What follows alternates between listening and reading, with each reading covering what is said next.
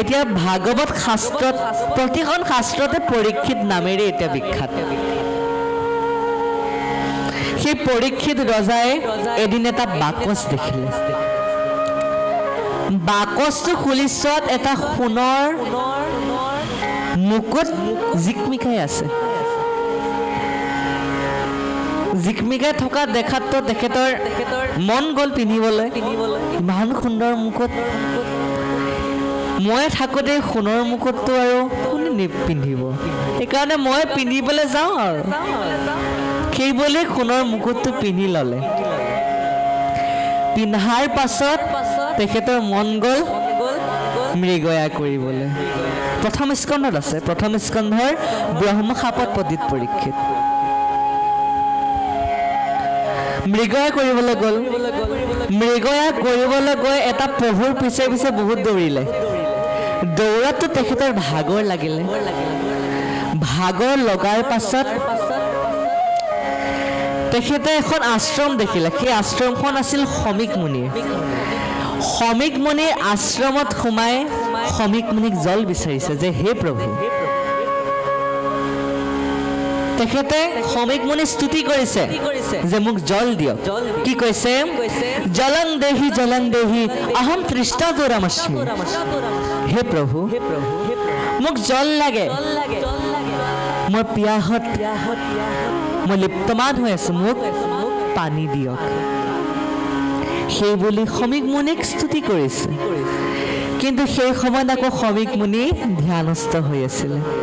ধ্যানস্থ হৈ থকাৰ বাবে তেখেতে সেই কথা গম পোৱা নাছিলে যে কোনোবা আহিছে পৰীক্ষিত ৰজা আহিছে পানীকণ বিচাৰিছে সেই কথা গম পোৱা নাছিলে যেতিয়া ভগৱন্ত ভকতৰ মাজত যেতিয়া এটা সম্পৰ্ক চলি থাকে তেতিয়া কাৰো মাত নুশুনে ভকতসকলে তেতিয়াতো পৰীক্ষিত ৰজাৰ খং উঠি গ'ল যে মই মই ৰাজ্যৰ ৰজা পৰীক্ষিত মোৰ প্ৰজা হৈ তুমি মোক অকণমান পানী দিব নোৱাৰা সেই বুলি বহুত গালি পাৰিছে তুমি মিছা ধ্যান কৰি আছা মোক মিছা ধ্যান কৰি মোক উপলঙা কৰিছা তুমি সেই বুলি কৈ ওচৰতে এটা মৰা সাপ দেখিলে মৰা সাপটো শমিক মুনিৰ গলত আৰি দিলে আৰি দিয়াৰ পাছত পৰীক্ষিত তাৰ পৰা গুচি গ'ল সেই সৰ্প পৰীক্ষিত ৰজা দি থকা অৱস্থাত তেখেতৰে শিষ্য এজনে দেখিলে অপকৰ্ম কৰি থকা সেই শিষ্যজনে গৈ শমিক মুনিৰ পুত্ৰ শৃংগী মুনিক সেই কথা জনালে যে তোমাৰ দেউতাৰ গলত পৰীক্ষিত ৰজাই এডাল মৰা সাপ আৰি থৈ দিছে তেতিয়া শৃংগী মুনিয়ে একো নাভাবেই পৰীক্ষিত ৰজাক অভিশাপ দিলে যে যি ব্যক্তিয়ে মোৰ পিতৃৰ গলত মৰা সাপ আৰিছে সেইজন ব্যক্তিক তক্ষকে 7 দিনৰ ভিতৰত দংশন কৰক সেইবুলি অভিশাপ দি দিলে আৰু দি আশ্ৰমত আহি বহুত কান্দিছে কন্দাৰ পাছত শমিক মুনি ধ্যান কৰি হ'ল ধ্যান কৰি হোৱাৰ পাছত সামৰি খুতৰি যেতিয়া আহিছে তেতিয়া শৃংগী মুনি কান্দি থকা দেখিলে এতিয়া সুধিছে হে শৃংগী তোমাৰ কি হ'ল তুমি যে ইমান কান্দি আছা কাৰণটো কোৱাচোন মোক তেতিয়া শৃংগী মুনিয়ে সুন্দৰভাৱে সকলোবোৰ কথা ক'লে যে হে পিতৃ পৰীক্ষিত ৰজাই তোমাৰ গলত এডাল মৰা সাপ আৰি থৈ গ'ল আৰু মই খঙতে তেখেতক 7 দিনৰ ভিতৰত সৰ্পৰাজ তক্ষকে দংশন কৰক বুলি মই অভিশাপ প্ৰদান কৰিলোঁ তেতিয়াতো শমিক মুনিয়ে কৈছে যে হে শৃংগী তুমি সৰ্বনাশ কৰিলা তুমিতো অভিশাপ প্ৰদান কৰিব নালাগিছিলে কাৰণ এই ৰাজ্যৰ ৰজা পৰীক্ষিতৰ যদি মৃত্যু হয় তেনেহলে এই ৰাজ্যখন কোনে পৰিচালনা কৰিব চুৰ ডকাইত আহিব আহি গোটেই ৰাজ্য লুটপাট কৰি গুচি যাব কোনো শাসকো নাথাকিব যুদ্ধ কৰা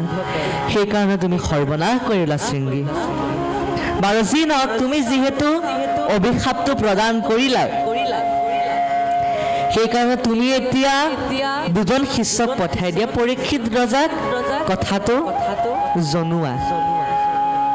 যে তুমি যেহেতু অভিশাপ দিলা সেই কথাটো তেখেতক অৱগত কৰাগৈ সেই কথা তেতিয়া দুজন শিষ্যই গৈ পেলাই পৰীক্ষিত ৰজাক জনাইছে আৰু পৰীক্ষিত ৰজাই ৰাজসভা পায়ে মুকুটটো যেতিয়া থৈছে তেতিয়া তেখেতৰ অনুভৱ হৈছে যে মই কি এনে অপকৰ্ম কৰিলোঁ তাৰ আৰতো এষাৰ কথা আছে তেখেতে মুকুটটো পিন্ধাৰ লগে লগে যে অপকৰ্ম কৰিলে আৰু মুকুটটো অতৰাৰ লগে লগে যে তেখেতৰ অনুভৱ হ'ল কেলে কাৰণ সেই মুকুটটো আছিল জৰাসন্ধই বহুত পাপ কৰিছিলে বহুত মানুহক মৃত্যুদণ্ড দিছিলে অপৰাধ কৰিছিলে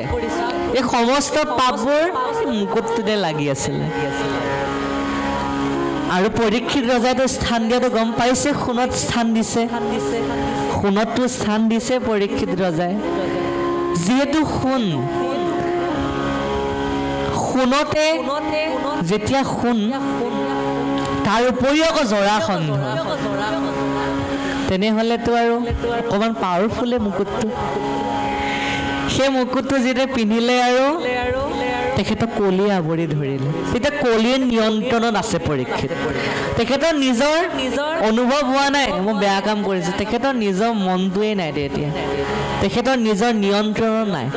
কাৰ নিয়ন্ত্ৰণত আছে কলিৰ নিয়ন্ত্ৰণত আছে তেখেতে গম পোৱা নাই সমীক মুনিক পিন্ধাইছে মুকুটটো যেতিয়া থলে তেতিয়া গম পাইছে যে মই কি অপকৰ্ম কৰিলোঁ এয়া সেই বুলি ভাবি গোটেই ৰাজসভা উগুল থুগুল মনেৰে ইফালৰ পৰা সিফাল কৰি আছে তেতিয়া সেই দুজন শিষ্যই গৈ পৰীক্ষিত ৰজাক অৱগত কৰিছে যে হে পৰীক্ষিত তোমাক সমীক মুনিৰ পুত্ৰ শৃংগী মুনিয়ে অভিশাপ প্ৰদান কৰিছে যে তোমাৰ 7 দিনৰ ভিতৰত মৃত্যু নিশ্চিত সেই কথা আমাক তেখেতসকলে জনাবলৈ আমাক কৈছে সেইকাৰণে আপোনাৰ খবৰক আমি জনাইছো সেই বুলি কৈ দুজন শিষ্য গুচি গ'ল পৰীক্ষিত ৰজাই তাৰ পিছত ভাবিছে যে কি কৰা যায় এতিয়া মুক্তিৰ পথ বিচাৰিবতো লাগিব এতিয়া সেই পথ বিচাৰিবলৈ নিজৰ পুত্ৰ জন্মেজয়ক ৰাজ্যৰ ভাৰ প্ৰদান কৰি গংগাৰ পাৰত গুচি গ'ল গংগাৰ পাৰত সেই সময়তে 60,000 ঋষিমুনি উপস্থিত হ'ল 60,000 ঋষিমুনি গম পাইছে যে পৰীক্ষিত ৰজা বোলে অভিশপ্ত হৈছে যিহেতু অন্তৰ্যামী ঋষিসকল গম পাইছে অভিশপ্ত হৈছে সেইকাৰণে তেখেতকতো কিবা এটা উপায় প্ৰদান কৰিব লাগিব সেইকাৰণে আমি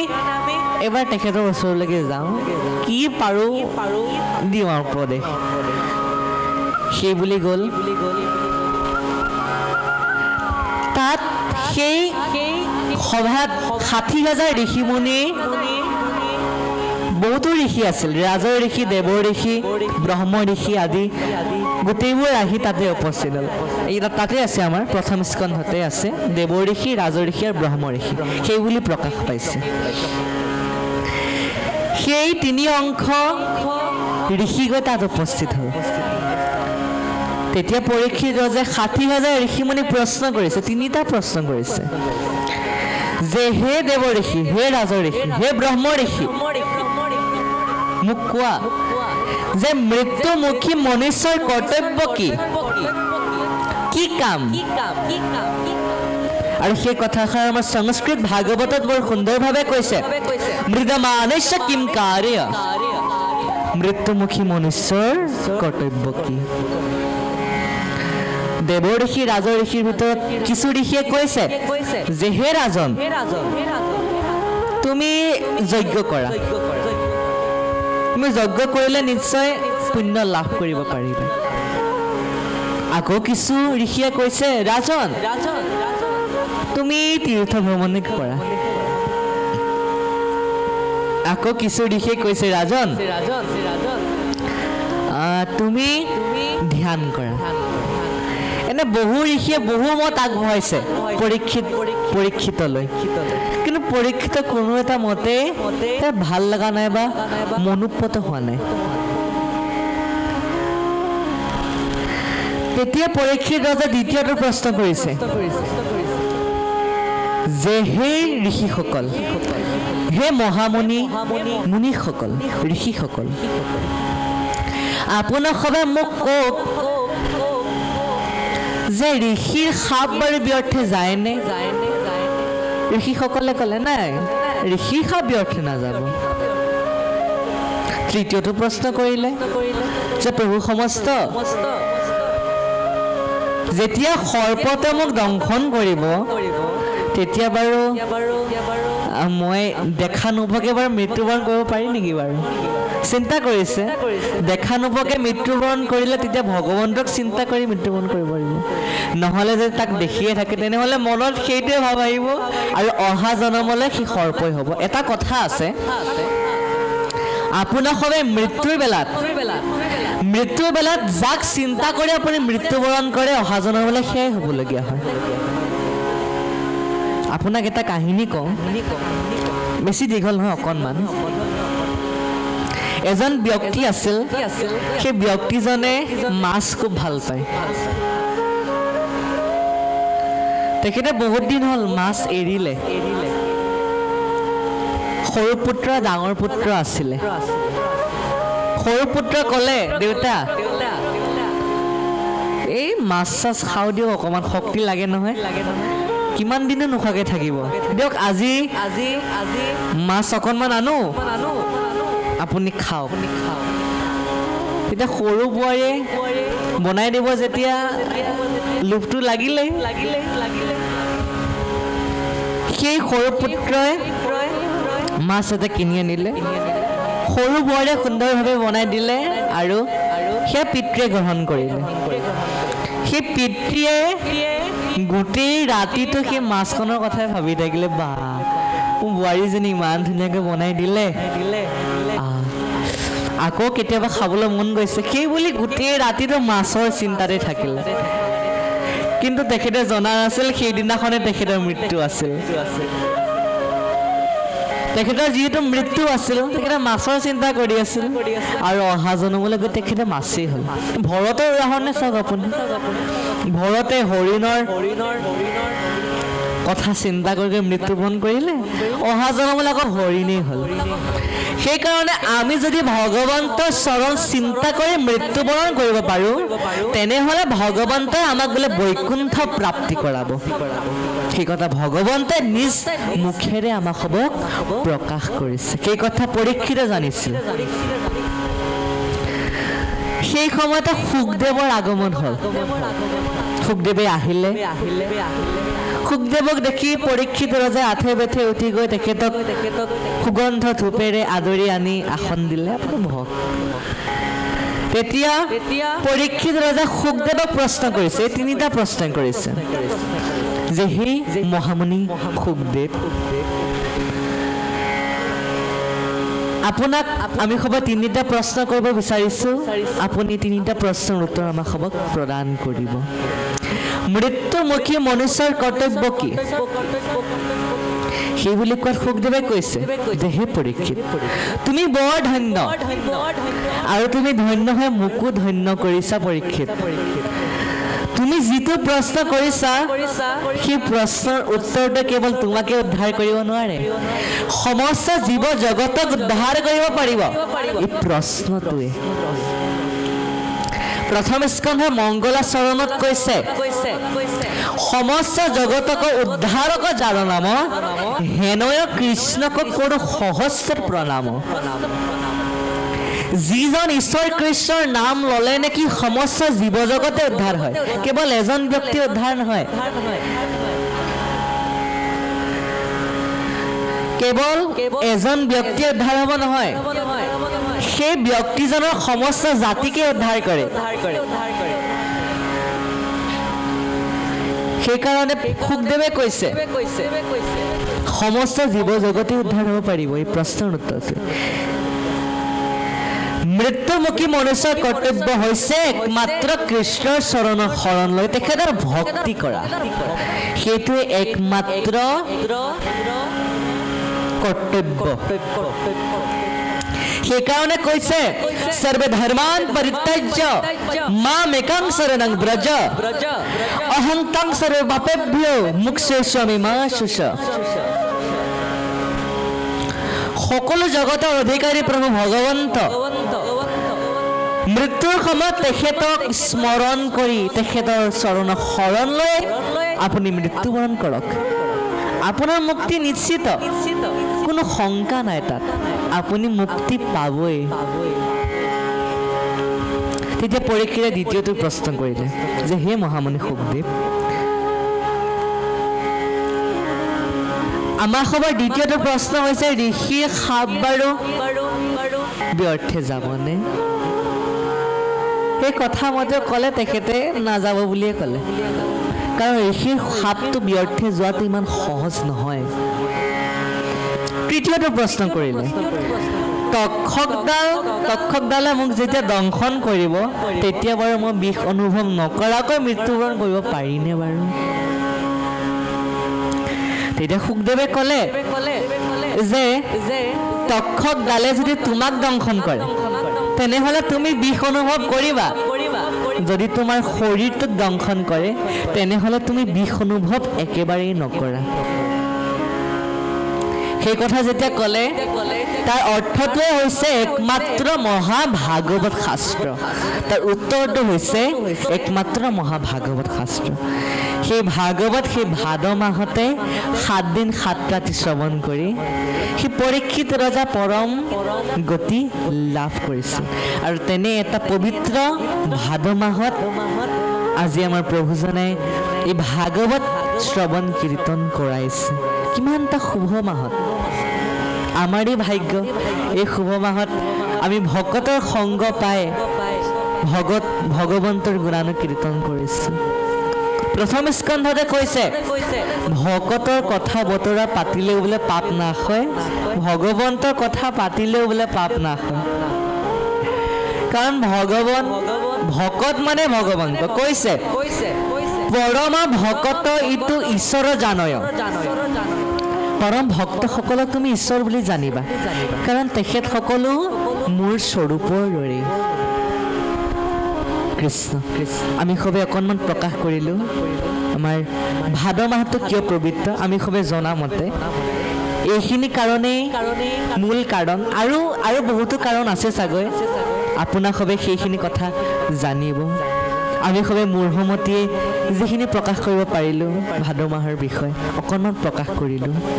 আমি সবে এতিয়া পুনৰ পাঠৰ মাজলৈ আগবাঢ়িছোঁ কৃষ্ণ কৃষ্ণ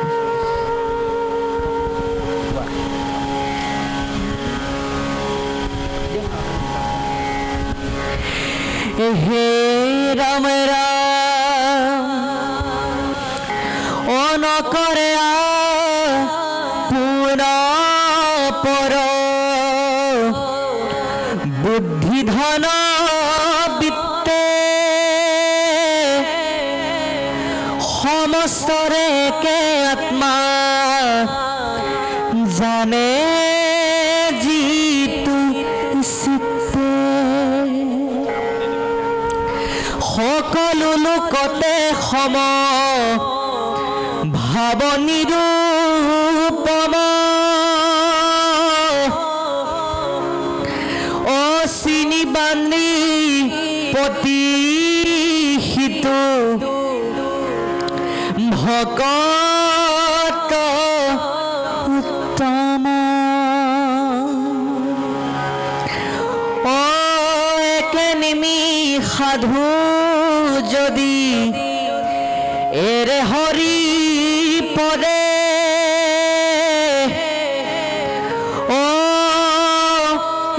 কেহে মিলে আহি